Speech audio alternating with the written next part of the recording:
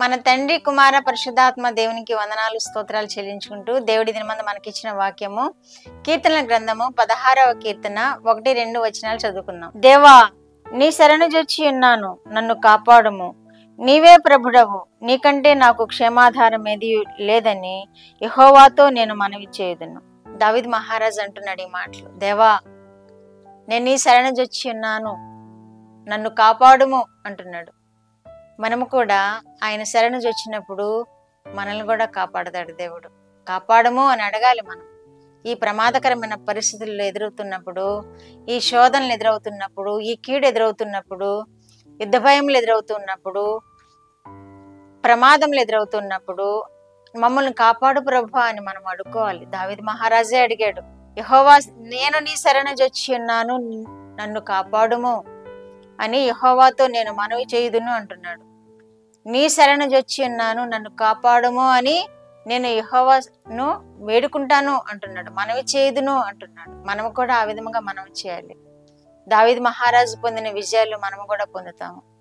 ఆయన శరణు జొచ్చినప్పుడు మనము కూడా ఆయన రెక్కల నీడన మనము కాపాడబడతాము.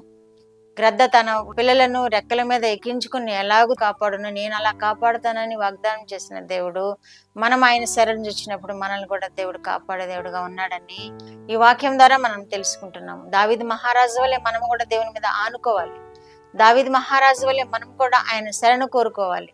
అప్పుడు దేవుడు తప్పకుండా మనకి ఆశ్రయంగా ఉంటాడు, మనకి ప్రతి అవసరతను తీరుస్తాడు, ప్రతి ప్రమాదము నుండి తప్పిస్తాడు. నీకంటే నాకు క్షేమాధారం ఏది లేదు కదా అని అంటున్నాడు. లేదు అని యెహోవాను నేను మనవి చేయుదును అంటున్నాడు. నీకంటే నాకు క్షేమాధారం ఏది లేదని నేను యెహోవాకు మనవి చేయుదును అంటున్నాడు. అవును కదా, మనం కూడా అలాగే మనం చేసుకోవాలి. నీకంటే నాకు ఈ క్షేమం ఏమీ లేదు ప్రభువా, మాకు క్షేమాధారం ఏమీ లేదు ప్రభువా అని ఆయన వేడుకున్నప్పుడు దేవుడు తప్పక మన ఎడల కృప చూపుతాడు, మనకు ఆశ్రయంగా ఉంటాడు, మనకి క్షేమం ఇస్తాడు. నీకంటే మాకు క్షేమాధారం ఏదీ లేదు ప్రభువా అని నేను వేడుకుంటానని దావీదు మహారాజు అన్నట్టుగా మనము కూడా నీకంటే మాకు ఈ లోకంలో క్షేమం ఇచ్చే దేవుడు ఎవరున్నారు ప్రభువా అని వేడుకున్నప్పుడు, ఆయన శరణు వచ్చినప్పుడు దేవుడు తప్పకుండా మన అవసరాలను తీర్చే దేవుడుగా ఉన్నాడని ఇక్కడ వాక్యంలో తెలియచేయబడుతుంది. కీర్తన గ్రంథము 17:89లో కూడా నీ కృపాతిశయమును చూపుము అని ఇక్కడ కూడా వేడుకుంటున్నాడు. ఒకడు తన కనుపాపను కాపాడుకున్నట్లు నన్ను కాపాడము అంటున్నాడు. కనుపాపను కాపాడుకున్నట్లు నన్ను కాపాడమంటే, ఏ కనుపాప మన రెప్ప ఎలా కాపాడుతుందో కనుపాపను మనకు తెలుసు. ఏదన్నా చిన్నది తగులుతుంది అని మనకి గుర్తించినప్పుడు వెంటనే కళ్ళు మూసేస్తాం, రెప్పలతో మనం కాపాడుకుంటాం. అదే విధముగా నన్ను కాపాడు అని దావీదు మహారాజు వేడుకుంటున్నాడు. మనం కూడా అలా వేడుకోవాలి. ఒకని కనుపాప తనను కాపాడుకున్నట్లుగా నన్ను కాపాడము అంటున్నాడు.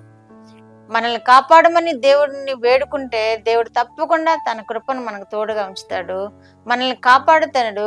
ఏ కంట్లో నలక కూడా పడకుండా మన కన్నురెప్ప మన కన్నుని ఎలా కాపాడుతుందో, నలక లాంటిది కూడా మన మీద పడకుండా, అంత చిన్న ప్రమాదం కూడా మనం ఎదుర్కొనకుండా దేవుడు మనల్ని కాపాడుతాడు. అలా ఆధారపడినప్పుడు, దావీదు మహారాజు ఆధారపడినట్లుగా మనం ఆధారపడినప్పుడు చిన్న నలుసు వంటి ప్రమాదము కూడా మనము గురి కాకుండా కాపాడుతాడు. చిన్న నలుసు వంటి ఇబ్బంది కూడా మనం ఎదుర్కొనకుండా ఆయన కాపాడుతాడు. కాబట్టి మనము ఆధారం చేసుకుందాం దేవుణ్ణి, ఆయన ఆశ్రయిద్దాము. ఆయన మన మనవులను నెరవేర్చే దేవుడుగా ఉన్నాడు కాబట్టి ఆ విధమైన ప్రార్థన చేసి మనము కూడా దావీదు మహారాజు వల్లే మేలు పొందుకుందాం.